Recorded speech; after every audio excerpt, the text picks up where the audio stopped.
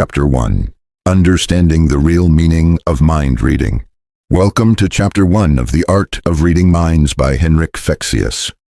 Let's start by busting a myth right away. Mind reading is not a superpower. It's not about telepathy, psychic abilities, or reading someone's innermost secrets by gazing into their eyes. It's something far more practical, far more powerful, and entirely learnable. Mind reading, according to Fexius, is simply the ability to understand what another person is thinking or feeling based on their behavior. This includes their body language, facial expressions, gestures, vocal tone, breathing patterns, and overall energy. In short, it's about reading the signals people send, many of which they don't even know they're broadcasting. Imagine walking into a room and knowing instantly who's upset, who's pretending to be confident, who's open to talking, and who'd rather be left alone. That's the power of mind reading. It gives you social X-ray vision. Why is this important? Because we live in a world where we interact with others constantly. Whether you're talking to your partner, negotiating with a client, trying to comfort a friend, or leading a team, your success depends on how well you understand people. Words are just the surface. In fact, studies suggest that only about 7% of communication is verbal. The remaining 93% is nonverbal, broken down into 38% vocal tone and 55% body language. That means if you're only listening to what people say, you're missing most of the message. Let that sink in. When someone tells you, "I'm fine," but says it with tight lips, lowered eyes, and a slouched posture, they're not fine. And you knew that not because of their words, but because of their body. That's what mind reading is really about. It's decoding what people mean, not just what they say. The foundation: observing without judging.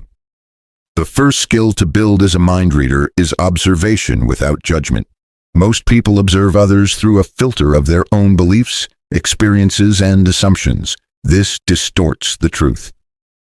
Fexius teaches that to truly read minds, you must observe like a scientist, objectively and without bias.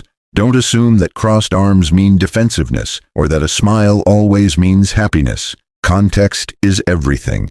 Instead, focus on collecting data. What is the person doing physically? How is their tone? How do they behave in a neutral situation? What changes when they're under pressure? Your goal is not to label behavior as good or bad, but simply to notice it. This is what Henrik Fexius calls calibrating. It's your first step toward reading minds accurately. Calibrating the person in front of you. Imagine you meet someone for the first time. They seem energetic, speak quickly, and make lots of gestures. You mentally take note. This is their baseline behavior. Next time you meet, they're quiet, barely moving, and speaking in a flat tone. You immediately sense something is off. Why? Because your brain has now learned their natural state and can recognize when it changes. That's calibration. You're learning to detect deviations from someone's baseline, and those deviations often indicate an emotional shift: stress, excitement, discomfort, or even dishonesty. Pro tip: start calibrating people you know well, friends, coworkers, family. Observe their natural behavior in relaxed settings. Then observe how they change under pressure, in public, or during emotional conversations. The more calibrated you are, the easier it becomes to read what's going on inside their minds. The role of empathy. Reading minds isn't about control, it's about connection. Fexius emphasizes that empathy is your most powerful tool. The more you care about understanding others, the better your instincts become.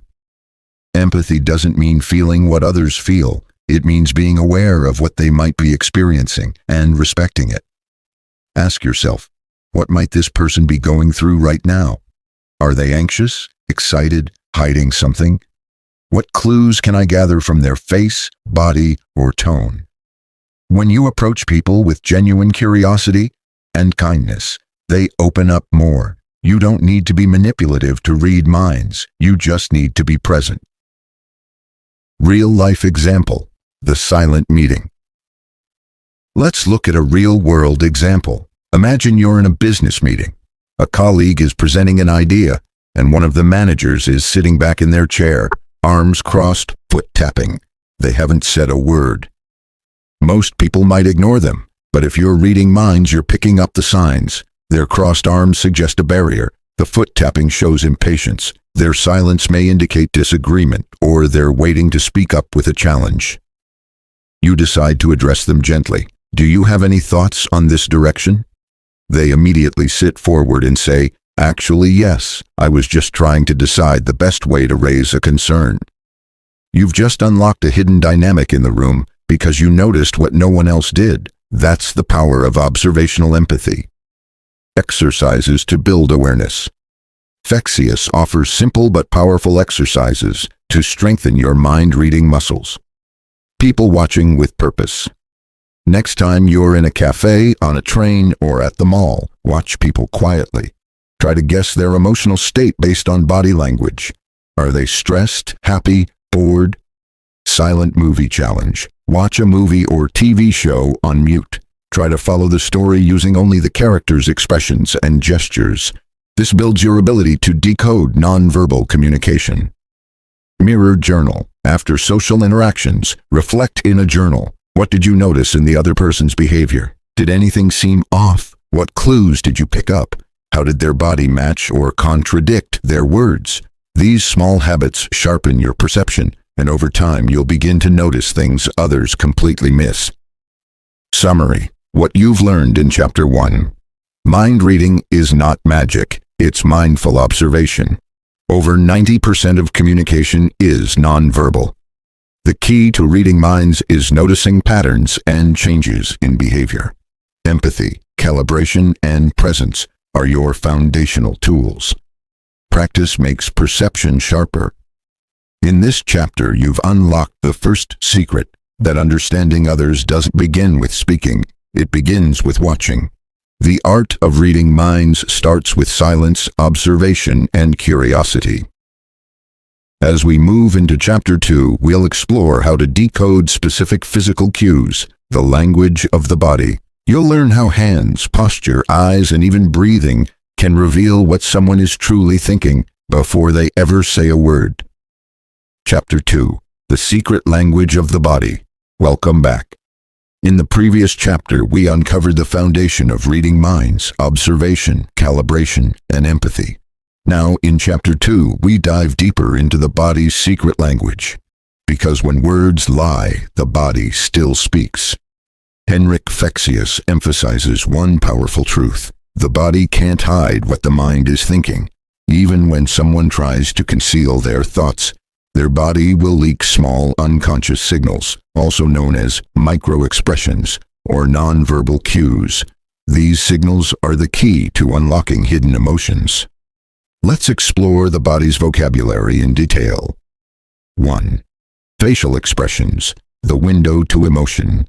The human face is a powerful tool. With over 43 muscles, it can express more than 10,000 combinations of emotion. While many expressions are intentional, like a polite smile, others are automatic. One of the most important things to notice is the micro-expression, a brief involuntary facial movement that reveals a person's genuine emotion before they mask it. Micro-expressions typically last less than a second, but they speak volumes. For example, a flash of disgust might appear before someone agrees with you, suggesting they don't truly support your idea. Tight lips or flared nostrils may indicate suppressed anger. Raised eyebrows and widened eyes often signal surprise or skepticism. Practice tip: watch interviews or debates with sound off. Can you spot the subtle flashes of emotion on people's faces? The more you practice, the faster your brain gets at decoding these instant tells. 2. Eye contact, trust, or tension. The eyes reveal attention, intention, and emotion. But contrary to popular belief, more eye contact doesn't always mean honesty. Here's what to observe. Direct, steady eye contact often shows confidence or confrontation. Excessive blinking can be a sign of anxiety. Looking up to the right might mean someone is imagining a scene. Looking down to the left may suggest they're recalling a feeling or memory. Avoiding eye contact can signal discomfort, guilt, or shyness, but sometimes it's just a cultural habit. Fexius advises watching how someone's eye behavior changes when they shift topics. If their eyes dart away suddenly when talking about a specific subject, it may reveal emotional resistance. Pro tip: don't stare. People feel uncomfortable under too much scrutiny. A relaxed gaze combined with soft body language makes others open up naturally. 3. The hands never lie. Our hands are expressive and often reveal what we're thinking faster than our words do. Consider the following. Open palms indicate honesty and openness. Clenched fists may suggest tension or anger. Touching the neck, face, or hair is often a self-soothing behavior, signaling stress, nervousness, or uncertainty. Pointing fingers can appear aggressive and controlling. Hidden hands, for example, in pockets or behind the back, may suggest discomfort or guardedness. Fexius emphasizes that when people are genuinely relaxed and honest, their hands tend to be visible, expressive, and loosely open. Want to spot someone lying? Watch their hands. Do they suddenly stop moving? Do they start fidgeting? Truthful people often use their hands naturally while talking. A sudden reduction in gesture flow could signal hesitation or deception. Say 4. Posture and positioning. The body story. The way someone holds their body tells you how they feel inside, even when their face tries to hide it. Key posture signals. Leaning forward suggests interest and engagement. Leaning back can indicate evaluation or disinterest. Turning the torso away often signals discomfort or emotional withdrawal. Crossed arms may mean defensiveness, but also comfort. It depends on the context and the person's baseline. What about feet? Fexius says feet never lie. People tend to point their feet toward what they like or away from what they don't. If someone's body is facing you but their feet are pointing toward the door, it might mean they're looking for an exit, literally or emotionally. Try this at your next social gathering. Watch where people's feet point during a group conversation. It often reveals who they're paying the most attention to. 5. Breathing and micro movements. Breathing patterns are another hidden giveaway. Fast, shallow breathing often signals anxiety or excitement. Deep, slow breathing shows calm or control. A sudden breath hold or sharp inhale can indicate surprise or stress. Also, notice micro movements like swallowing hard, shifting weight from one foot to another, or a quick twitch in the lips. These are subconscious reactions to emotions. When paired with other signals, these tiny cues become incredibly revealing. Real-life scenario: reading a job interview. Let's look at an example from Henrik Fexius's experience. Imagine you're sitting in on a job interview. The candidate speaks confidently, smiles a lot, and says they're excited about the role, but you notice something off. Their hands stay under the table. They blink rapidly when asked about their previous job. They swallow hard when asked about long-term goals. Their feet point toward the door. These subtle cues might suggest they're not as confident or enthusiastic as their words suggest. Maybe they're unsure about this position, or perhaps they're hiding a reason they left their last job. You don't confront them. Instead, you ask a follow-up question. What made you decide to leave your previous company? Now you're giving them space to explain, and you're watching carefully how their body responds. Reading the body is like listening to a second conversation happening beneath the words. Key takeaways from Chapter 2. The face reveals hidden emotions. Watch for micro-expressions. Eye movements show how someone processes thoughts. Hands and posture reflect confidence, discomfort, or deception. Feet often point to interest or escape. Breathing and subtle movements are silent signals of the mind. Henrik Fexius teaches that the body is an open book. You just need to learn the language. And like all languages, fluency comes with practice, attention, and curiosity. In the next chapter, we'll explore how to sync with others by mirroring and building rapport, a crucial step in creating deeper connections and trust. Chapter 3. The power of mirroring, building instant connection. In Chapter 2, we uncovered how the body speaks its own language, through posture, gestures, and micro-expressions. Now, in Chapter 3, we move into one of the most powerful tools in the art of reading minds: mirroring. Henrik Fexius introduces this concept not as manipulation, but as a way to build rapport, that feeling of, this person really gets me. Mirroring creates a deep sense of connection, safety, and trust between two people, without saying a word. Let's break it down. 1. What is mirroring? Mirroring is the subtle act of copying another person's behavior, their posture, gestures, facial expressions, tone of voice, or even breathing rhythm. Why does this work? Because of something called mirror neurons. These special brain cells activate both when we perform an action and when we observe someone else doing it. In other words, when you subtly mirror someone, their brain registers, this person is like me, and that opens the door to influence and connection. You've probably seen this happen naturally. Two friends leaning the same way during a chat, a couple sipping drinks in sync, a group laughing in rhythm. It's a subconscious way of saying, I feel what you feel. 2. How to mirror naturally. Mirroring should never feel forced or obvious. If done awkwardly, it can create discomfort. The key is subtlety and timing. Start with posture. Match how they are sitting or standing. Are they relaxed or upright, cross-legged or leaning forward? Gestures: if they touch their face, scratch their head, or use hand motions, follow, but after a few seconds. Speech rhythm: match their pace, tone, and even volume. If they speak fast and excitedly, match that energy. If they're calm and soft-spoken, slow down. Breathing: this one's powerful. If you synchronize your breathing with theirs, the connection deepens instantly. Important: don't mirror everything. That feels creepy. Instead, choose 2-3 elements and mirror them with a slight delay. Think of it like a dance, not a copy machine. 3. Mirroring emotions, not just movements.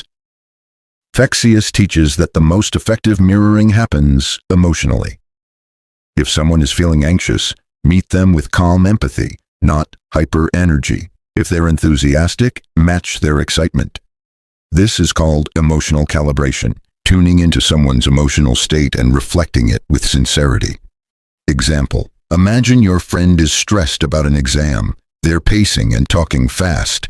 Instead of saying, calm down, mirror their energy level first. Walk with them, match their speed, listen intently. Then, once you've matched them, lead them into calmness by gradually slowing your movements and speech. They'll follow your pace without even realizing it.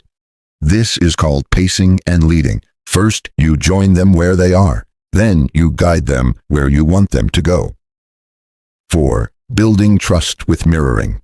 Henrik Fexius points out that we tend to trust people who understand us, match our energy, reflect our values or beliefs. Mirroring taps into all three. Let's say you're meeting a new client. They're stiff, formal, and reserved. If you come in overly relaxed or loud, it creates a disconnect. Instead, mirror their formality, match their style, and slowly ease into friendliness. This signals respect and understanding. Over time, they'll become more comfortable, and that's when true communication begins. This technique works in job interviews, sales calls, dating, team building, even parenting. The result? The other person feels seen, safe, and connected. That's real power. 5. How mirroring affects influence. Want to become more persuasive? Start by mirroring. Research shows that people are more likely to say yes to someone who mirrors them, even in subtle ways. That's because it creates a sense of familiarity and shared values. But remember, the goal is not manipulation. The goal is connection. Mirroring builds a bridge between your world and theirs. Once that bridge exists, ideas and influence can flow naturally across it. Fexius reminds us that influence isn't about dominating someone, it's about joining them and gently guiding them forward. Real-life example: diffusing a conflict. Let's say you walk into a room where two coworkers are having a heated argument. One is angry, standing with crossed arms and raised voice. The other is silent and defensive, leaning back. To connect and calm the angry one, don't immediately tell them to relax. That usually backfires. Instead, mirror their intensity just slightly. Stand tall. Speak with a firm but calm tone. Acknowledge their emotion. I can see this really matters to you. Once they feel seen, start lowering your voice and body tension. You're leading them toward a calmer state. They'll often follow unconsciously. Moments later, the temperature drops. A real conversation begins. 6. Pitfalls to avoid. Fexius also warns about common mistakes. Mirroring too much. If you copy everything, it looks fake. Being out of sync. If you're too slow or obvious, they'll notice. Lack of empathy. If you're mirroring for personal gain, people will feel manipulated. The secret is authenticity. Use mirroring because you genuinely want to connect, not to control. Practice exercise. Try this in your next conversation. Observe the person's posture and energy level. Mirror one aspect, maybe how they sit or their speaking speed. Gradually add another, maybe their gesture or breathing rhythm. See how the connection shifts. You'll be surprised how quickly people open up when they feel matched. Key takeaways from Chapter 3. Mirroring creates deep rapport and emotional connection. Use posture, gestures, tone, and breathing for subtle alignment. Emotional calibration is more important than physical mimicry. Use pacing and leading. Match first, guide later. Authenticity is the heart of influence. Mirror with empathy, not ego. In the next chapter, we'll uncover how to decode verbal cues and hidden messages in everyday conversation, and how what people say isn't always what they mean. Chapter 4. Listening between the lines, decoding verbal language. In Chapter 3, we discovered how mirroring can create instant trust and connection. Now, in Chapter 4, we'll dive into a different kind of reading, the one that happens through words, but not just the words people say. We're going deeper into what they really mean. Henrik Fexius reveals that most people listen to what's being said on the surface, but if you want to read minds, you must learn to listen between the lines. People often speak in code, not intentionally, but because they aren't fully aware of how much their word choices reveal. In this chapter, you'll learn how to spot patterns, clues, and hidden meanings in everyday conversations. 1. The words we choose. Reveal our thoughts. Every person has a unique way of representing their inner world using language. Fexius explains that we all filter reality based on our dominant senses: sight, sound, touch, taste, or internal feelings. These filters shape how we describe experiences. For example, a visual person might say, "I see what you mean," or "That looks good to me." An auditory person might say, "That sounds right," or "I hear you." A kinesthetic person might say, "I feel like this is right," or "That doesn't sit well with me." By tuning into these verbal cues, you can understand how someone processes the world and tailor your communication to match. When you match their language style, they'll feel more understood and more connected to you. 2. Listening to metaphors and phrases. Fexius shows that metaphors aren't just poetic, they're windows into someone's mind. Consider this: if someone says, "I'm under a lot of pressure," they're likely feeling physically burdened. If they say, "I'm stuck," they might feel trapped or unsure how to move forward. If they say, "I'm drowning in work," they may feel overwhelmed and helpless. These phrases aren't random, they're emotional maps, and if you reflect them back using similar language, it builds instant empathy. For example, "You're feeling stuck. Let's explore some ways to help you move forward." "You feel like you're under pressure. What can we do to lighten that load?" It's not about parroting words, it's about reflecting the deeper emotional truth. 3. The power of presuppositions. People don't always express their core beliefs directly. Instead, those beliefs show up in presuppositions, assumptions hidden within their sentences. Example: why does no one ever listen to me? This sentence presupposes people don't care what I say. I know I'll mess this up again. Presupposes I always fail. I can't change. Fexius teaches us to listen carefully to what people believe about themselves and the world. These beliefs shape their behavior, confidence, and choices. As a mind reader, your job is to spot these patterns and respond with compassion or challenge them gently if needed. 4. Notice what's not being said. Sometimes silence speaks louder than words. If someone avoids a topic, hesitates, or gives vague answers, they might be hiding uncertainty, discomfort, or even deception. For instance, you ask, "How was your weekend?" They reply, "It was fine," with a pause and a forced smile. The tone, timing, and hesitation suggest that fine doesn't mean fine. Fexius urges us to pay attention to incomplete sentences, shifts in tone, sudden topic changes, exaggerated answers like always or never. These are signals that there's more beneath the surface. 5. Spotting incongruence, when words and body don't match. Sometimes a person's body language contradicts their words. They might say, "I'm okay," but their arms are crossed, shoulders tight, and eyes down. This is called incongruence, and it's a golden clue. Fexius explains, when people lie, feel conflicted, or are unsure, their verbal and nonverbal signals go out of sync. It's like the body is trying to tell the truth, even when the words are trying to hide it. When you spot this, don't accuse. Instead, ask open-ended questions to create space for honesty. Example: you say you're okay, but I sense you might be feeling something else. To talk about it?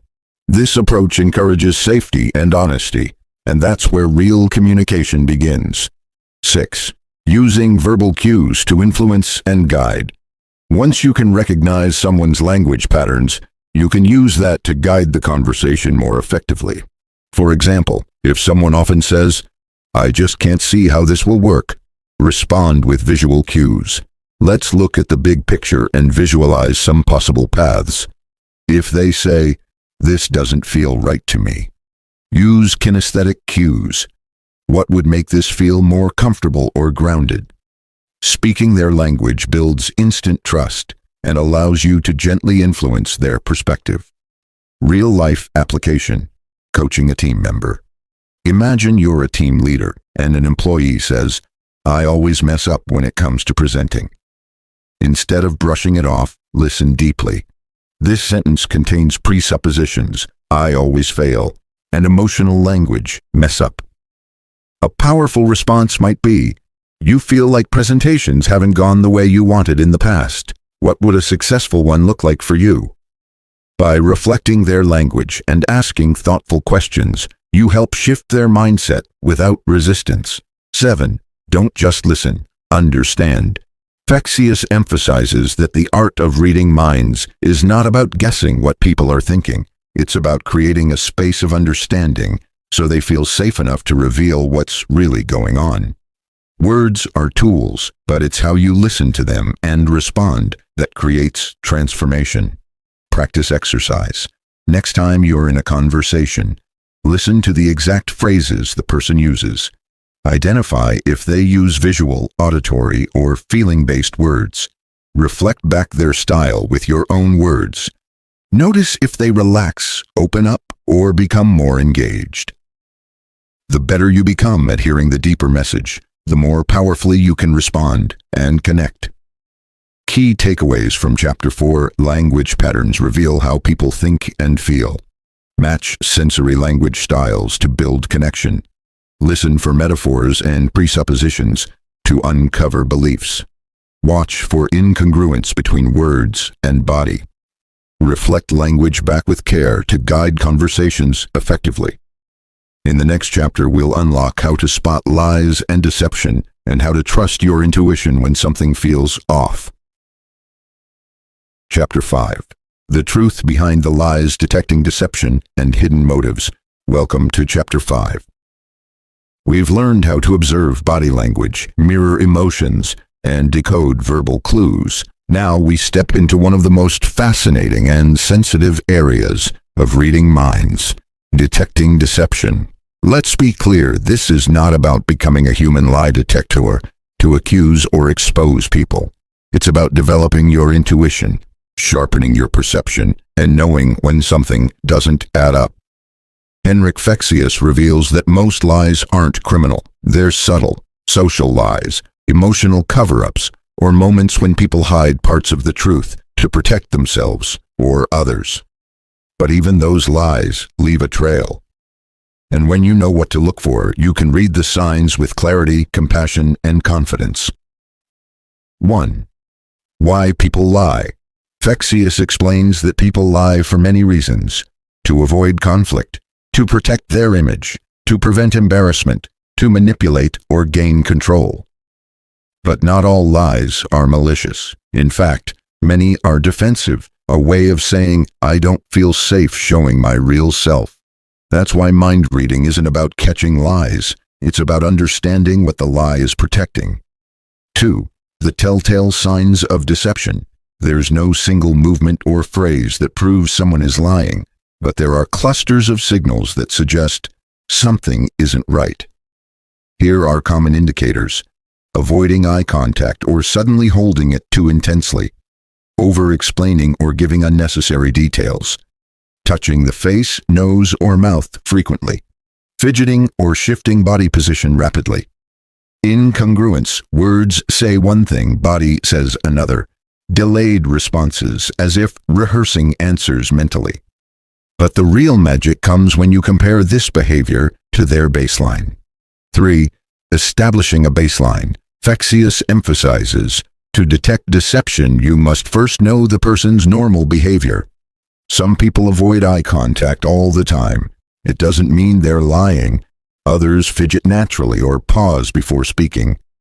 So before you jump to conclusions, observe how they behave when relaxed, their speech rhythm and tone, their usual gestures and expressions.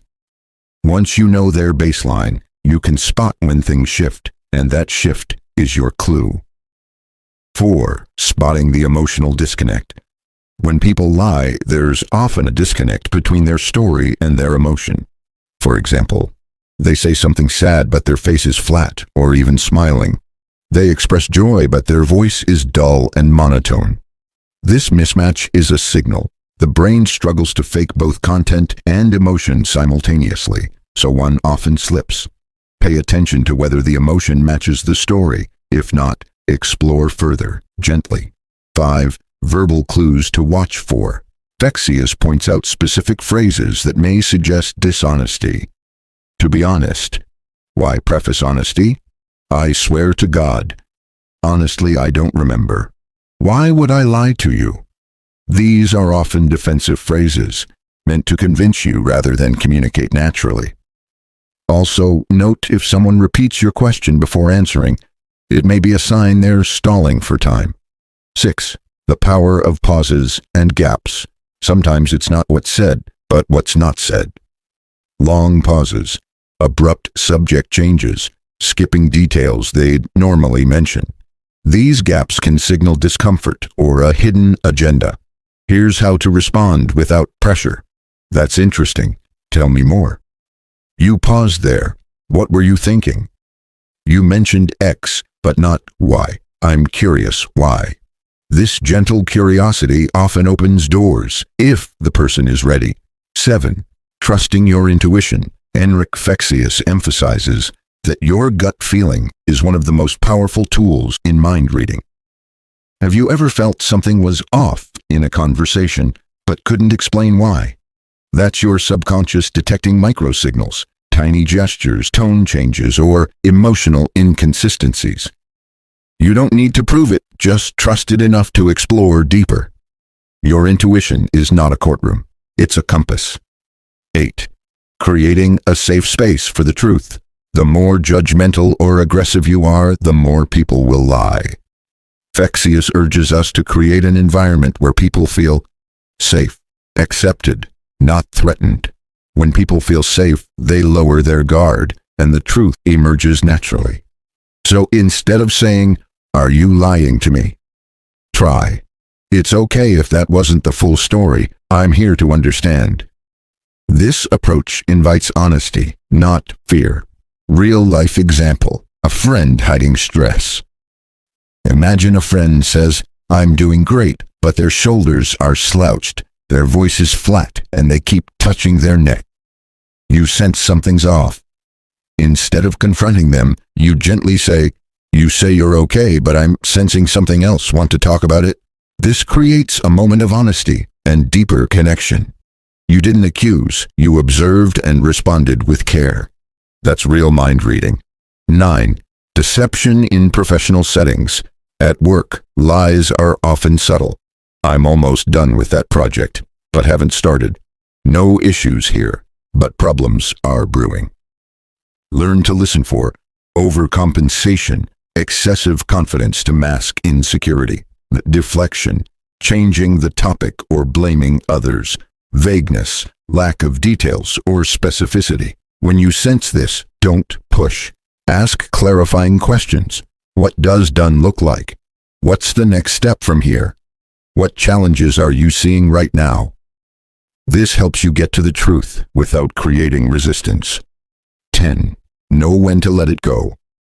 Finally, Fexius reminds us, not every lie needs to be confronted. Sometimes people lie to themselves to survive. Sometimes they're not ready to face their own truth. The art of reading minds isn't about proving others wrong.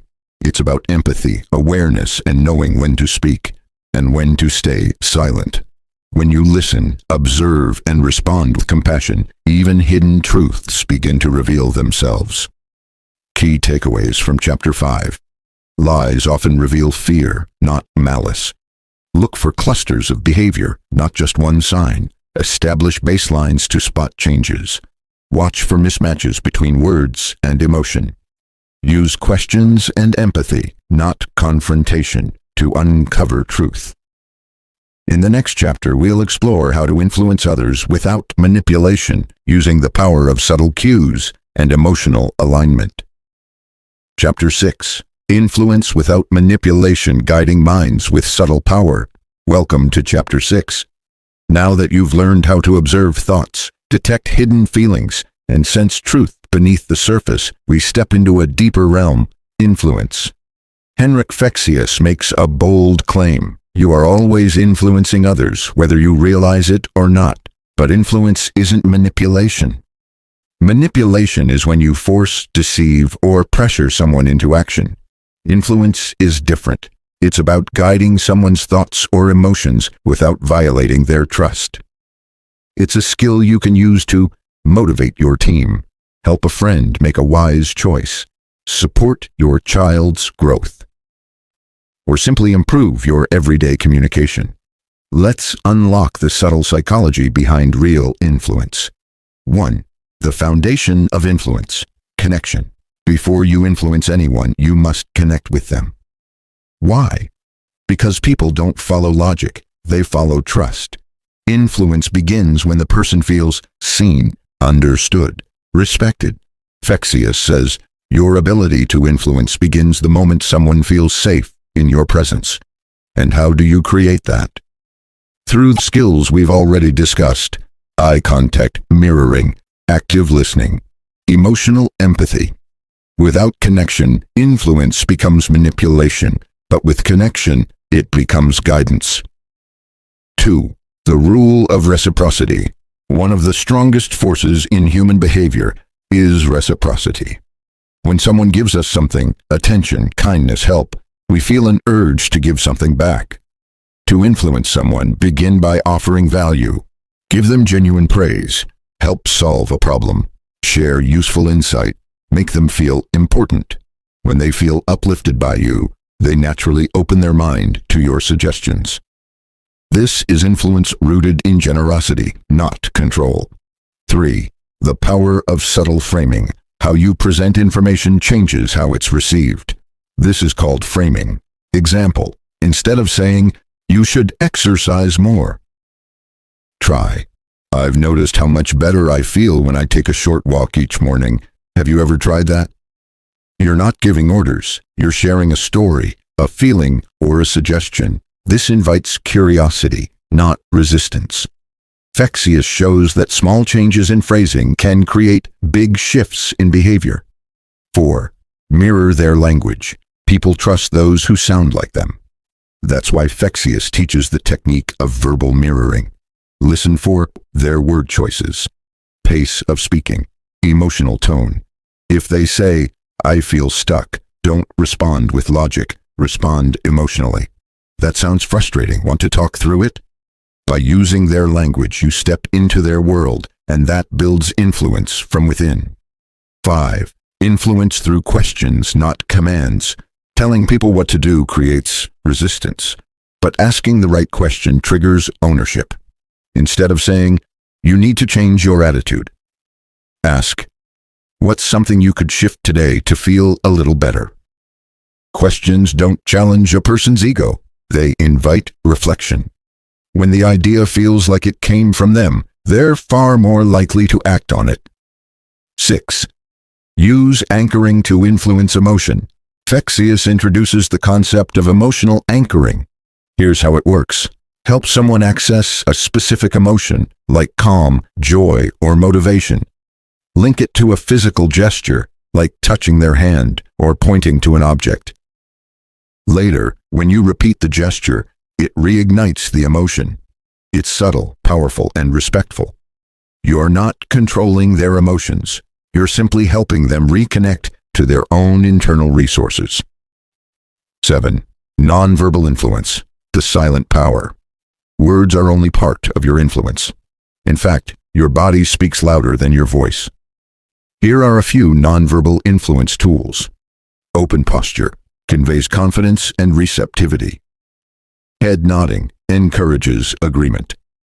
Pauses after key points signals importance. Smiling with warmth increases likability and trust. When your body aligns with your intention, your message becomes magnetic. 8. Planting ideas with priming. Priming is the art of preparing someone's mind before delivering a message. Fexius gives this example. If you say, "This might sound a little crazy," before sharing your idea, you've primed their brain to see it as odd. Instead, say, "Here's an interesting idea I've been thinking about," and their brain opens to explore it. What you say before your real message sets the stage for how it's received. 9. The influence of certainty. Confidence is contagious. When you speak with conviction, not arrogance, people lean in. They trust your belief. Fexius says, the most persuasive people aren't the loudest, they're the most certain. To build this certainty, be clear in your mind first. Believe in what you say. Speak slowly and calmly. People sense your emotional state beneath your words. If you're grounded, your influence deepens. 10. Never violate consent. This is the golden rule of ethical influence. Do not try to change someone who hasn't invited you to. Real influence is not about control, it's about cooperation. If someone says no, respect it. If they're not ready, wait. If they ask for space, give it. Fexius reminds us that forcing your view ruins trust, but offering it with respect builds a bond that lasts. Real-life example, a manager shaping team culture. Imagine a team that's disengaged, disorganized, and frustrated. The manager could yell, or threaten, or guilt trip, but instead, she chooses influence. She starts by listening, really listening. She mirrors their language, frames new ideas gently, uses questions like, "What would make this easier for you? What small win can we aim for this week?" She praises effort, not just results, shares stories of resilience, models calm behavior. In a few weeks, morale lifts. The team moves in sync, not because they were told, but because they were inspired. That's the power of influence, with respect, empathy, and presence. Key takeaways from Chapter 6. Influence begins with trust, not pressure. Use questions, stories, and framing instead of commands. Mirror language and emotional tone to build connection. Anchor positive emotions with subtle gestures. Respect boundaries. True influence honors freedom. In the next chapter, we'll go deeper into emotional intelligence, how to read and regulate emotions in real time, both in yourself and others. Chapter 7. Emotional Intelligence Reading Feelings in Real Time. Welcome to Chapter 7. At this point in your journey, you've learned how to observe people's behaviors, decode their body language, and even influence their decisions subtly. But there's one skill that ties everything together: emotional intelligence. Henrik Fexius emphasizes that real mind reading isn't about reading thoughts, it's about reading emotions. Emotions are the invisible language we all speak, whether we realize it or not. They're constantly guiding our decisions, reactions, and connections. And those who can read them can lead them. 1. Why emotional intelligence is everything. People act on emotion before logic. When someone avoids a topic, gets defensive, changes posture, or suddenly goes silent, it's not just behavior, it's an emotional shift. Fexius says, if you want to truly understand someone, stop analyzing their words, start feeling their feelings. Emotional intelligence means recognizing emotional states in others, responding with empathy and awareness, managing your own emotional reactions in real time. 2. Recognizing emotional cues. So how do you spot emotions as they arise? Here are signs to watch for. Tension in the jaw or neck indicates stress or discomfort. Rapid blinking may signal anxiety or overwhelm. A tight smile masking irritation or nervousness. Sudden quietness often means emotional withdrawal or self-protection. Emotions show up before words. The more present you are, the more you'll see them. 3. Matching their emotional frequency. Here's a powerful technique: emotional matching. When someone's feeling low, don't try to cheer them up too quickly. That creates emotional dissonance. Instead, match their emotional tone. Acknowledge their feeling. Then gently lead them out of it. Example: if your friend looks down and says, "I've just been so overwhelmed," don't say, "Come on, you'll be fine." Say instead, "That sounds really hard. Want to talk about it?" This creates emotional safety, and from there you can shift the mood together. 4. Self-awareness. Watch your own emotional leaks. You're not just reading others, they're reading you too. Your posture, tone, and facial tension constantly send signals. If you're irritated, anxious, or distracted, it shows. Fexius explains that emotionally intelligent people don't hide their feelings, they manage them. Before any interaction, ask yourself, how do I feel right now? What am I projecting? Is my energy helping or hurting this moment? Mastering others starts with mastering yourself. 5. Emotionally intelligent language. Words carry emotional weight. Compare these phrases. Why did you do that? Sounds accusatory. What made you decide that? Sounds curious. Calm down often fuels more anger. I'm here with you. Take your time. Lowers emotional walls. Fexius reminds us the tone behind the words matters more than the words themselves. Speak like you care. Pause like you are listening. Breathe like you're calm. 6. Mirroring emotion, not just movement. In earlier chapters, we talked about mirroring body language. Now we take it deeper. Mirror their emotional state. If someone's joyful, reflect enthusiasm. If someone's solemn, show quiet presence. This builds rapport faster than logic ever could. People trust those who emotionally resonate with them. 7. Know the difference between empathy and absorption. Empathy is feeling with someone. Absorption is getting pulled into their emotional storm. Emotionally intelligent people hold a calm center. They listen deeply without losing their balance. Fexius shares a simple technique. When someone shares something emotional, Take one conscious breath before responding. This grounds you, keeping your nervous system calm. Then respond from clarity, not from emotional impulse. 8. Reading the group emotion. It's not just individuals, groups have emotions too. Walk into a room and you can feel it. Excitement, tension, fatigue, resistance. Fexius calls this the social field. If you want to be a great communicator, you must learn to read the room. Is the group open or closed? Are people leaning in or pulling away? Is the energy flowing or stuck? Once you read the group emotion, you can shift it with tone, presence, or even silence. 9. Using emotion as a compass. In the end, emotions are not obstacles, they're guides. They show you what matters, what someone fears, what someone needs. By tuning into emotions, yours and others, you build a deeper connection than words alone can offer. This is the highest form of reading minds, not predicting thoughts, but feeling into hearts. Real-life story. The leader who led with emotion. A team was in chaos, burned out, frustrated, demotivated. Their leader tried pushing harder. It backfired. Then, one day, she walked in and simply said, "I can feel that something's off, and I think I haven't been listening well. I'm here now. Can we talk?" The room softened. Tears came. Honest truths were spoken. Walls dropped. She didn't solve the problem with strategy. She solved it with emotional presence.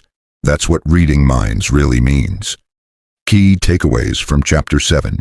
Emotional intelligence is the foundation of all communication. Read emotional cues before reacting to words. Match emotions before guiding them. Be aware of your emotional signals. Listen with your heart, not just your ears. Next, we'll move into the final chapter, Practical Applications, where we take all your skills and show you how to use them in daily life. Chapter 8, Real-World Mind-Reading Everyday Applications of Mental Influence. Welcome to Chapter 8, the final step in mastering the art of reading minds. So far, you've learned how to read body language, interpret micro-expressions, match emotions, and influence without manipulation. But what's all this knowledge worth if you can't apply it in real life? Henrik Fexius makes it clear. Mind reading isn't a performance, it's a practice. It's not about impressing people, it's about connecting, understanding, and leading with empathy and awareness in every interaction. Let's dive into how you can use these tools in your daily life, at work, in relationships, social situations, and more. 1. In conversations, listening beyond the words. The average person listens to reply. The mind reader listens to understand. In any conversation, try this. Pay attention to how they speak, not just what they say. Observe shifts in tone, volume, and tempo. Watch their eyes. Do they light up or go dull? Track their posture. Do they open up or shut down? When you spot incongruence between words and emotion, gently explore it. Example.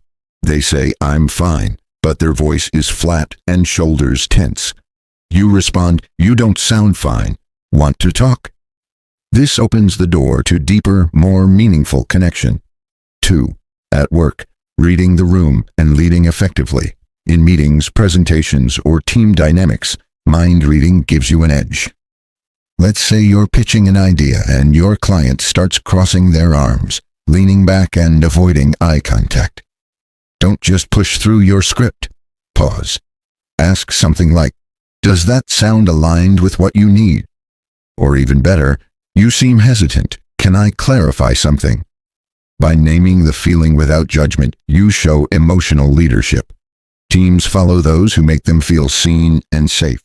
3. In relationships, deeper bonds through emotional awareness. Every relationship, romantic or otherwise, thrives on unspoken understanding. You don't need to be a psychic.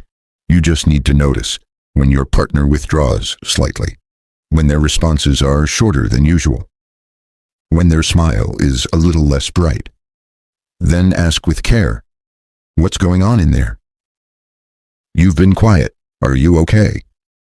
Often, what someone needs most is to feel felt. Mind reading in love means tuning into the emotional frequency, not assuming but sensing. 4. In conflict, de-escalation through empathic influence. Arguments usually aren't about the topic.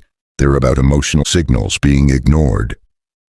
To de-escalate conflict, Fexius suggests, match the other person's intensity first. Then slowly guide the emotional energy downward. Example: if someone's angry, don't whisper. Meet their volume at first, then lower your voice. Use calm body language, soft eye contact, and open palms. Emotion follows emotion. By controlling yours, you help them regulate theirs. 5. Social settings. Confidence without control. When you walk into a room full of strangers, what do? Mind readers don't try to control the situation. They observe it. Who is the social leader? Who's anxious? Who's relaxed? Where's the energy flowing? Then they mirror the group's pace. Start small. Observe before speaking. Build rapport subtly by syncing with posture, tone, and emotional vibe. Once aligned, you can begin to influence with ease, not force. 6. In sales and persuasion. Subtle influence. Sales is not about talking. It's about listening. If you sell a product, a service, or even an idea, your job is to enter the other person's mental space. Ask more questions than you answer. Watch for shifts in facial expression. If they lean forward, they're engaged. If they glance at the door, they're done. Great influencers adjust in real time, not with scripts but with sensitivity. The best persuasion is invisible. It feels like trust. 7. With strangers, building instant connection. Ever meet someone and instantly feel comfortable? That's not magic, it's emotional mirroring. When meeting someone new, match their posture subtly. Use similar words and rhythm. Reflect their emotional energy. Do it naturally, not mechanically. When they feel understood, trust builds fast, even in minutes. 8. Daily practice. Building the mind reader's habit. Here's the truth. Mind reading isn't something you do once in a while. It's a way of being present. Start practicing today. Spend one day in full observation mode. No judgments, just notice. When talking to someone, try to guess what they're feeling, then ask if you're right. Practice breathing slowly and grounding your energy in conversations. The more you observe, the sharper your intuition becomes. And over time, what once felt like guesswork will become second nature. Final reflections. It's about connection, not control. Fexius reminds us, mind reading isn't about power, it's about presence. It's about understanding people better, helping others feel safe, seen, and heard. Creating more meaningful conversations. Becoming someone people want to open up to. You don't need superpowers. You just need attention, empathy, and practice. Story: the mind reader in the coffee shop. A woman sits alone, staring at her phone. She seems distracted. A stranger at the next table smiles and says, "Long day?" She looks up, surprised, then laughs. They start talking. 20 minutes later, they're deep in conversation, exchanging stories, life lessons, and phone numbers. It wasn't a pickup line. It wasn't a trick. It was one human tuning into another with real presence. And that's what mind reading is really about. You've learned how to read body language and emotions, understand subconscious signals, influence ethically and respectfully, build deeper connections through presence. Your next step: practice it every day, in every interaction, with kindness and curiosity. Because when you understand others, you make the world a little more human.